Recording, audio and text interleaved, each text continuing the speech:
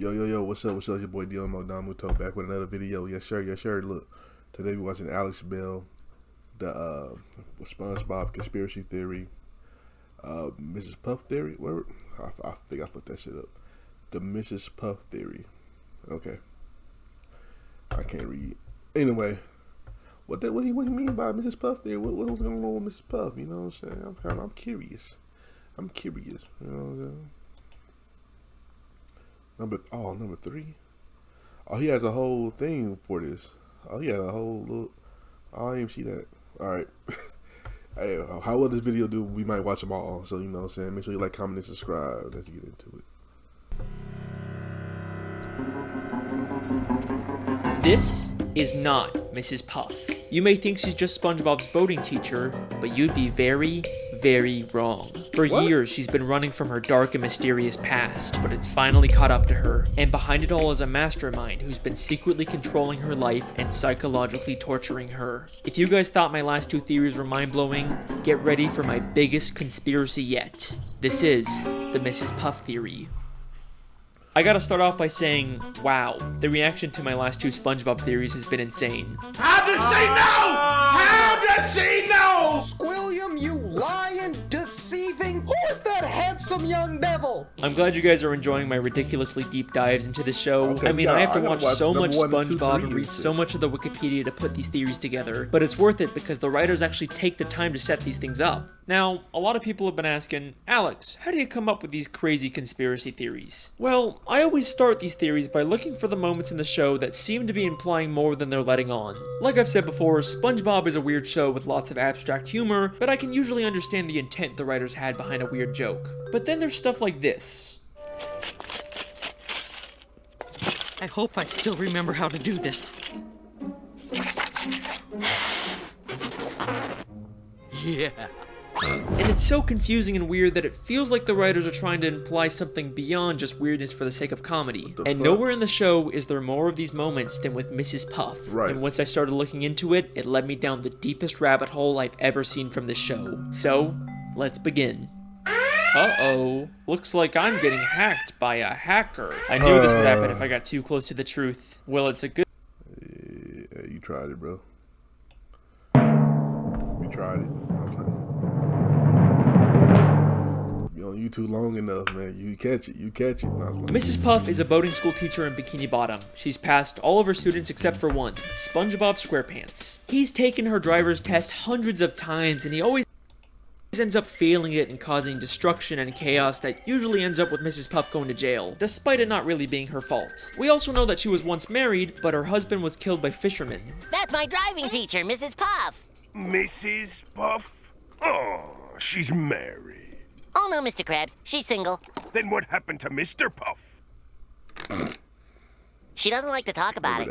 Throughout the show, there are moments like this that seem to be hinting at her having a dark, mysterious past. And in Season 2, Episode 10, No Free Rides, we get the biggest clue about who Mrs. Puff really is. After SpongeBob fails the driving test yet again, Mrs. Puff has just had it with him and ends up just giving up and giving him his license even though he never really passed. She quickly realizes that this is a horrible idea and he'll probably end up destroying the entire town.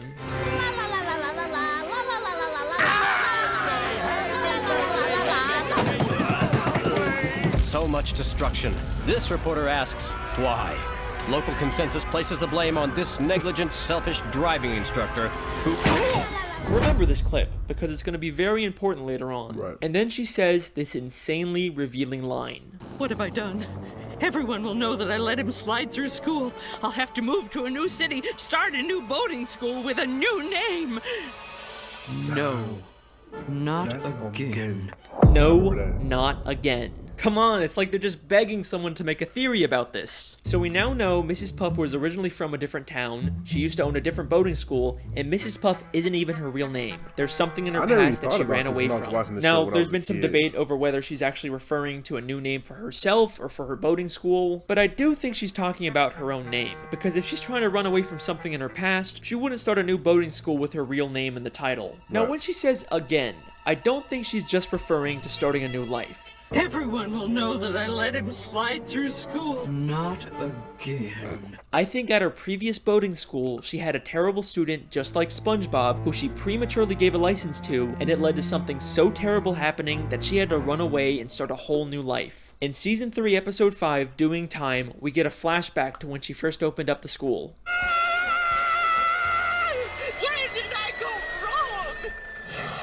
With the opening of my new boating school, I pledge that as long as a student is willing to learn, I shall never give up. Hi, I'm SpongeBob SquarePants. With the opening of this new boating school, let's keep in mind that this is not her first boating school. Maybe the whole reason she's making this pledge now at her second school is because she gave up on a student at her previous school, and that led to her having to run away and start a new life. She's pledging to never make the same mistake again. Now let's skip ahead to one of the newer episodes. Season 12, Episode 21, Lighthouse Louie, where Mrs. Puff has SpongeBob organize all the stuff she keeps in the school's lighthouse. There's lots of interesting things hidden in the background, but the first thing that caught my eye was this file labeled Mrs. Puff. It makes sense for a teacher to have files on all their students, but why would she have a file about herself? True. But let's remember, she's not Mrs. Puff. That's a fake identity she created. And I'm willing to bet all of her fake identification documents are in this file. Back in No Free Rides, she just gives SpongeBob a license that she already had for him. So she clearly makes these licenses and would probably know how to make fake identifications. But that's not the only hint about Mrs. Puff's past in this lighthouse. There is something in here that directly confirms all of this. As SpongeBob swallows all of Mrs. Puff's junk, we see something very interesting for only a few frames. I ain't watched that. The arranged boat teacher makes getaway. 10 seasons later, and the creators are still hiding stuff about Mrs. Puff fleeing her old life. It might not look like it at first, but we actually get a ton of new information from this newspaper. This is from the New Kelp Post, which tells us Mrs. Puff originally lived in New Kelp City. Then there's a caption that reads, "Distracts authorities with balloon animals." And do you remember that clip from the beginning? I hope I still remember how to do this. Yeah. So whenever Mrs. Puff makes a getaway or commits a crime, she leaves behind a balloon animal to distract the police. I'm telling you guys, these writers don't just do stuff randomly, they have reasons for everything. And the most damning piece of evidence from this newspaper is actually the picture of Mrs. Puff. Kind of a strange photo, right? We have seen this exact same photo of her before. In the episode No Free Rides, when she imagines what would happen if SpongeBob got his license. Local consensus places the blame on this negligent, selfish driving instructor. This means that this isn't just her. Yo, don't we low key? We gotta give it up to the to the writers for just keeping it going for all these years, cause they knew some people gonna catch it like this guy right here. So Imagination of what might happen. This is also her remembering what happened when she lived in New Kelp City and prematurely gave one of her students a license. And I'm willing to bet that the fish reporting the news is the exact same one who reported about her in New Kelp City. Right. Let me explain. We know from the episode Whatever Happened to SpongeBob that reporters from the Bikini Bottom News can also work for the New Kelp City News. But the real reason I think this is because of his hair. In the entire show, we have never seen this fish reporter with hair before. Why would the creators go out of their way to add that detail? Because Mrs. Puff isn't imagining him as he looks now. She's remembering him from years ago when he used to have hair, when he reported about her in New Kelp City. Mrs. Puff has been running from her past ever since, and is now forced to relive her experience with an unteachable student through SpongeBob. But reliving this trauma has pushed her to the point of complete insanity. And trust me when I say that you have no idea how delusional she actually is.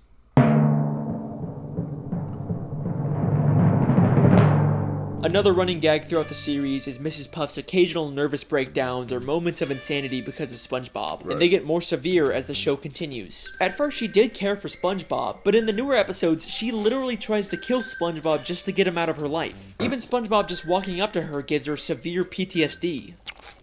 Hi, Mrs. Puff. Ah! Hit the brakes! SpongeBob! Watch the tree! Laugh! Wait, Mrs. Puff! We're not driving! These mostly seem like just one-off moments, and for the most part, Mrs. Puff is still a functioning member of society, right? I'm going to show you that she's actually much, much more insane and delusional than you may think. And some of the episodes she's in take place entirely in her own head. If we're talking about how insane Mrs. Puff is, there is no better place to start than the episode Doing Time. Once again, SpongeBob fails the boating test and causes destruction and chaos, which leads to Mrs. Puff going to jail. SpongeBob keeps breaking into jail to try and bust her out, but Mrs. Puff actually prefers being in jail over teaching him. We actually get another interesting line about Mrs. Puff's past in this episode. Okay, you can do this, Puff. You can get through this without losing your sanity. Oh, that's a road we don't want to go down again. So we know that Mrs. Puff has lost her sanity in the past, keep probably putting from in her there, what the previous fuck? terrible These students. niggas But it is- seems like she's these niggas recovered since wild. then, except in this episode she has a complete mental breakdown. SpongeBob keeps appearing in impossible places until she gets thrown into solitary confinement, where each wall of the room transforms into a giant SpongeBob face. And then the episode ends in a way that's so weird and confusing that it rivals the infamous gorilla episode ending. As Mrs. Puff freaks out, she's suddenly transported back into the beginning of the episode when SpongeBob was taking the test. Except this time, SpongeBob gets arrested instead of her. Help! Help! No! This is not a good time! No! I can't believe it. It was all a dream. I'm not going to jail. Why would you go to jail? You already did your time.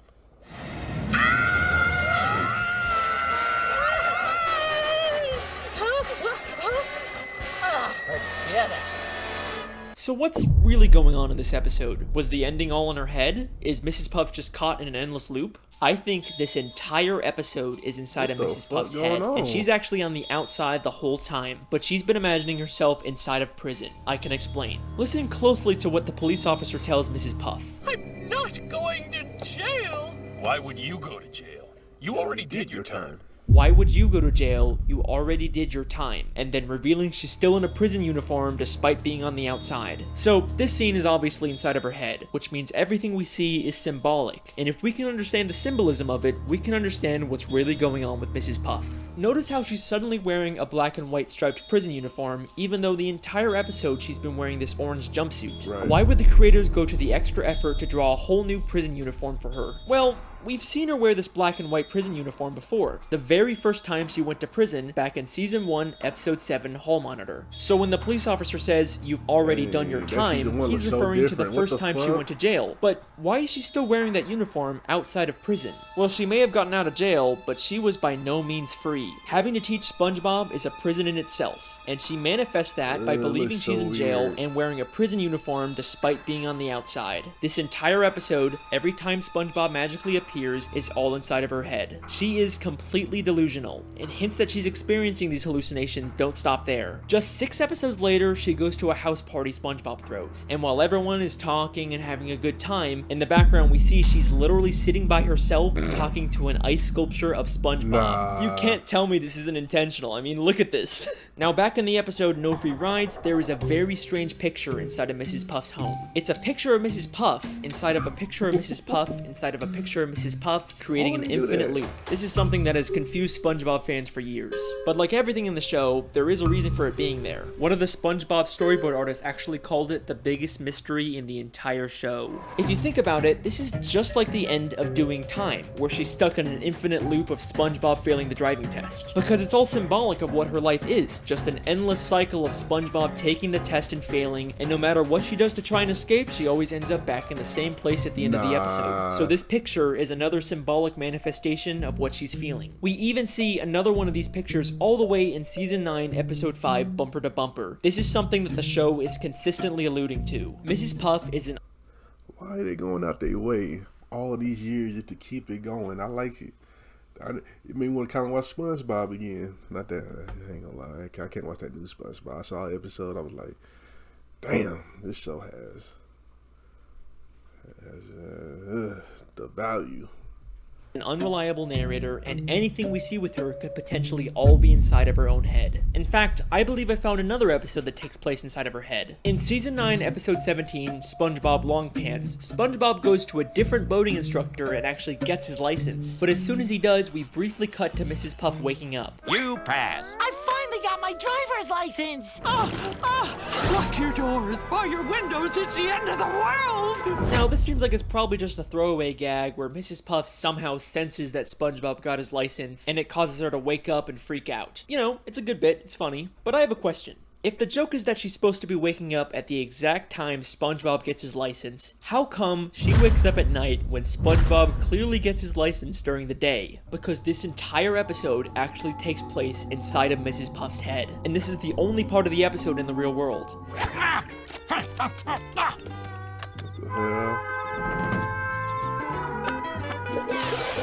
I don't know what that was all about, but I'm glad it's over. But let me pause for a second. I'm sure some of you are already wondering if this contradicts my previous SpongeBob video, The Television Theory. If you haven't watched that one, the gist of it is that the entire show is a documentary television show, and everything we see is actually being secretly filmed by scuba divers. And there's a ton of evidence to support it. I'm very proud of that video. You should definitely check it out. But if everything's supposed to be from a camera, then how are we seeing things from inside Mrs. Puff's head? In fact, how do we see dreams and flashbacks and thought bubbles? Well, I think the simple answer is that even though we view the show through an objective camera lens, the world itself still follows the rules of a cartoon. You can never tell another living soul.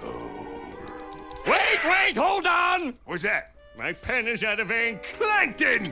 You'll never get me formula, not even in a flashback. In the world of SpongeBob, you can imagine something and other people can still see, record, or interact with it, because that's just how cartoons work. Back to the theory, we know that her insanity has caused her to live a life of delusion, but if you remember back to the Lighthouse episode, she's also become an extreme hoarder, and looking at her collection of junk is like a look directly into her mind, so there's gotta be something we can learn about her from it. There's a picture of her boyfriend, Mr. Krabs, the hall monitor belt she gives her students, the mean drawings her students make her, SpongeBob's diary, a boating safety helmet. Wait, SpongeBob's diary? Why does she have SpongeBob's diary? The last time we saw that, it was safely put away in SpongeBob's library. What's it doing in her lighthouse? And why does she have Squidward's painting? And a table from the Krusty Krab? And SpongeBob's bike? And Squidward's teddy bear? And the hair curlers Mr. Krabs had? And that statue of Squidward? And that diamond ring? And that crown? And that bucket of radioactive waste? And that jellyfish sign? Oh my god. Mrs. Puff is a kleptomaniac. Mrs. Puff has been stealing from everyone in Bikini Bottom. I can even prove that her pet snail from season 3 episode 19 was stolen. My snail is up a tree. I've had her since I was a little Ain't that Squidward snail? girl. You've had that snail since you've been a little girl, Ain't huh? that Then how Squidward come snail? that is the exact same snail Squidward had 4 episodes ago in the Great Snail Race? I wouldn't let Snelly here play with that mongrel mutt. She's a purebred. See, she even has her own papers. He even has her paperwork. Mrs. Puff clearly stole the snail from Squidward. But why the hell would Mrs. Puff steal all this other junk? What possible use could she have for any of it? We could find the answer to that question by looking at this green hat and this purple jacket. These were gifts Mr. Krabs bought her on their first date, but she ended up feeling uncomfortable receiving them and gave them back to him. I'm afraid I just don't feel comfortable accepting all these gifts. Except apparently she's not too uncomfortable to steal them back afterwards. So clearly Mrs. Puff isn't stealing this stuff because she wants to use it. She just steals for the thrill of it. Maybe stealing things is her way of coping with the insanity of her everyday life. And remember, this isn't the first time she's gone insane. You can get through this without losing your sanity. Oh, that's a road we don't want to go down again. In fact, I have reason to believe that she started stealing things way back whenever she first went insane. Right. I hope I still remember how to do this. I don't think she's just talking about remembering how to make balloon animals. She's probably also referring to remembering how to steal a boat. And if that's not enough for you, in a SpongeBob comic book, she actually admits that she used to rob banks and she wears the exact same ski mask. Mrs. Puff lives a completely delusional and miserable life, all There's a because she has to teach SpongeBob comic SpongeBob book? how to drive. It's led her to steal from the people she cares about and completely disassociate from reality. But that begs a very important question. If SpongeBob is causing her life to be so miserable, then why does she even keep teaching him? Yeah. After all the destruction and pain he's caused, she'd totally be justified to expel him, right? I mean, she will literally try and kill him so she doesn't have to teach him, but for some reason she can't just expel him. It's almost like there's someone forcing her to teach SpongeBob. What? Back to the episode No Free Rides, after prematurely giving SpongeBob a license, she steals his boatmobile so he can't hurt anyone. In the end, this causes her to get arrested and go to jail, but then SpongeBob tells her this. And besides, the warden says she'll let you go early if you do her a favor. What's that? Free driving lessons! She'll get to leave prison early if she gives free driving lessons. That seems like an oddly specific requirement. And that's not the only time this gets mentioned either. In Season 9, Episode 5, Bumper to Bumper, we get this scene. If only SpongeBob could pass his boating test, he'd be out of my life once and for all. Unfortunately, I keep getting reminded of the consequences if I get too angry with the little nuisance. Consequences? Are you telling me that if she refuses to teach SpongeBob specifically, she'll be violating her parole and get sent back to jail? Why does the prison even care if Mrs. Puff teaches SpongeBob? Is it just part of some weird community service? But things start to get really suspicious at the end of Season 7, Episode 5, Summer Job. Once again, Mrs. Puff ends up in jail, but this time she's forced to go to a prison boating school. Oh, wow! A driver's education class! Good day, class! Ah! I must be having a nightmare! What's he doing here? Dear Mrs. Puff, I'm following in your footsteps and got a job as a driver's ed teacher for the summer. Who in their right mind would hire SpongeBob to do this after he's literally destroyed the city countless times while driving? Is this just another one of Mrs. Puff's delusions? Or is the prison intentionally forcing her to be around SpongeBob just to torture her? I mean, look at the way the guard forces her to sit there and listen to him. Get me out of here!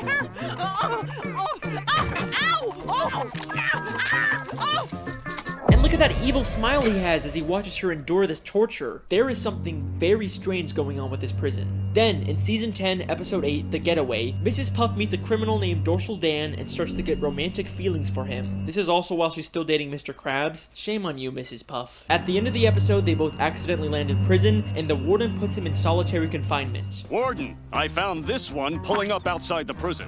Dorsal Dan, a notorious getaway driver. Toss him in the clink. I'll wait for you, my little tender boy.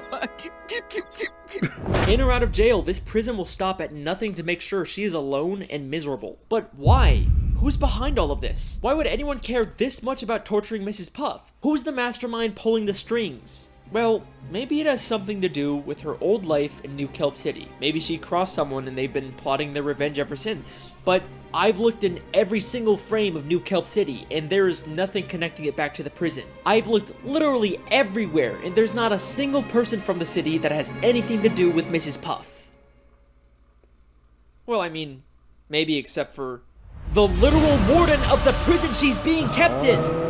He may be hiding slightly off screen, but that is clearly the same warden of the Bikini Bottom prison. And this isn't some random background character that the show reuses all the time. He is a very distinct character. You can call me out on the Squilliam video all you want, but not this time. But wait a second. If the warden was originally from New Kelp City, then he'd probably know about Mrs. Puff's dark past and her true identity. So why hasn't he exposed her? He's just kept quiet about the fact that one of his inmates is living a completely false identity. She'd probably even get more prison time when they find out who she really is, so why hasn't he said anything? This is where things get very interesting. So, we know Mrs. Puff prematurely gave a student at her original boating school a license, and that led to them causing chaos and destruction. Maybe this student accidentally did something terrible to the warden, and he's blamed Mrs. Puff ever since. Whatever happened was so terrible that it caused him to move to Bikini Bottom and get a job as the warden of the town's prison. And to his surprise, he finds out that one of his inmates is actually the person he blames for that terrible thing happening. This works out perfectly for him. He can finally get his revenge on Mrs. Puff by making her life miserable. All he has to do is reveal her dark secret, and she'll be stuck in jail for much longer. Except for one small issue with his plan. What? Mrs. Puff actually likes being in prison. One day down,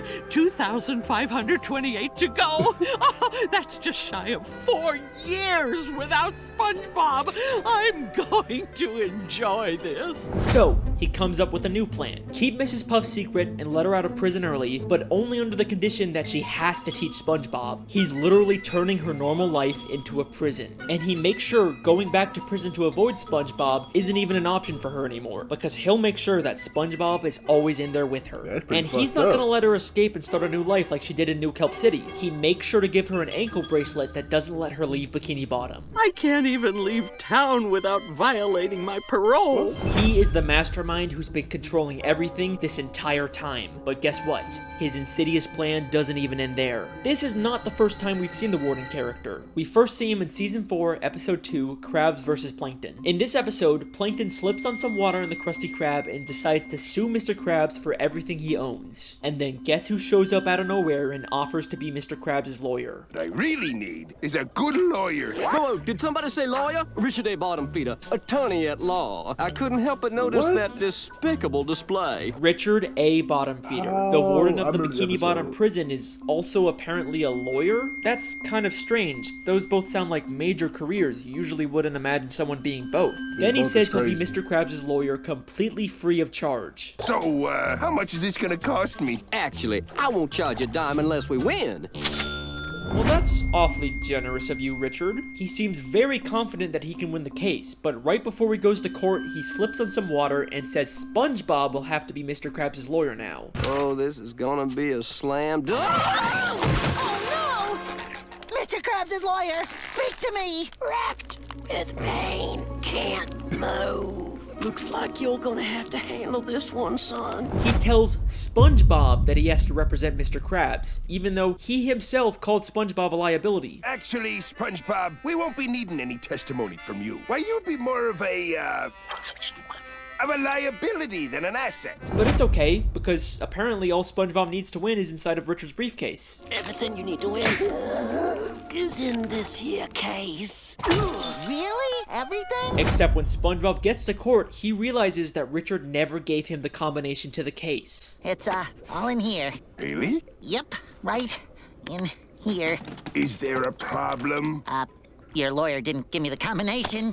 Either Richard A. Bottomfeeder is the worst lawyer in history, or this is all part of his elaborate plan to ruin Mrs. Puff's life. Here's what I think he happened. bullshit. First, he finds out that Mr. Krabs is being sued, and he wants to ensure that Mr. Krabs loses the case because he wants to destroy any chance Mrs. Puff has at finding love. So he pretends to be a lawyer, even offering his services for free, something Mr. Krabs can't resist. He makes Mr. Krabs feel confident that they're gonna win the case, and then at the last second, he pretends to get into an accident so he can't represent Mr. Krabs. Instead of finding a real lawyer to replace him, he tells the most incompetent person for the job, SpongeBob, that he has to be Mr. Krabs' lawyer. And he gives him a case that allegedly has all the answers in it without actually giving SpongeBob the combination, setting him up for a total failure in court. Richard A. Bottomfeeder refuses to let anyone get close to Mrs. Puff. Not Dorsal Dan, and not Mr. Krabs. This guy has squillion levels of hate for Mrs. Puff.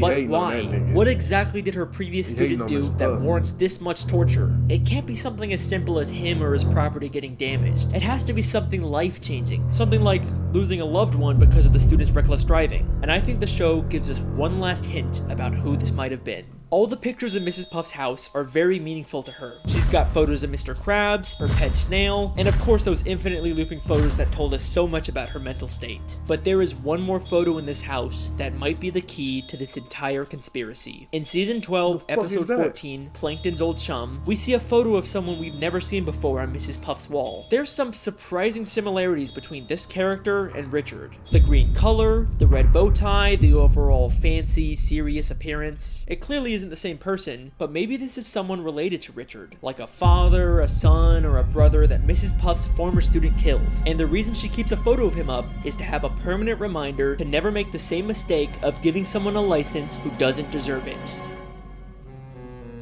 Mrs. Puff is a boating school teacher who once made a terrible mistake that led to the loss of her business, identity, sanity, and any chance at finding happiness. I like to think that there used to be a time when she was happy, back when her husband was still alive. If only he was still around today, maybe she wouldn't have to face all of this on her own. Thank you for watching, everyone. I hope you enjoyed. Is what I would say if I was done, except her husband is still alive. Woo! Let's do this! In the SpongeBob movie, SpongeBob and Patrick travel to a gift shop named Shell City that's full of dead fish turned into knickknacks and ornaments. Except they end up setting off the smoke detector, which activates the sprinkler system and brings all the dead fish back to life, including a very familiar looking pufferfish hanging from the ceiling. Mr. Puff is alive. Well, wait a second. If he's alive and he escaped, then why hasn't he gone back to Mrs. Puff? Why is she still alone? Because remember, she ran away from their home in New Kelp City and started a new identity. So sadly, Mr. Puff has no way of finding her. The tragedy of Mrs. Puff's story is that her happiness is just a city away, but she can never even leave town because that would violate her parole. Richard A. Bottomfeeder probably even knows her husband is alive and is making sure they're never reunited. As the name says, Richard really is a bottom feeder. Wow. This video took a ton of time and effort to do all the research for, so I really hope you guys enjoy. Thank you for watching, and thanks to NordVPN. I definitely enjoyed, man. What the fuck?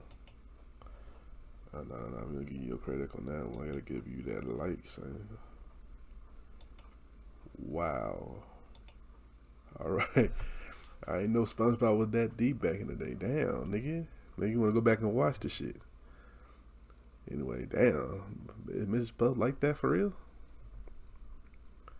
But anyway, man, if you like my reaction, make sure you like, comment, and subscribe, and I'll catch y'all next time. Peace.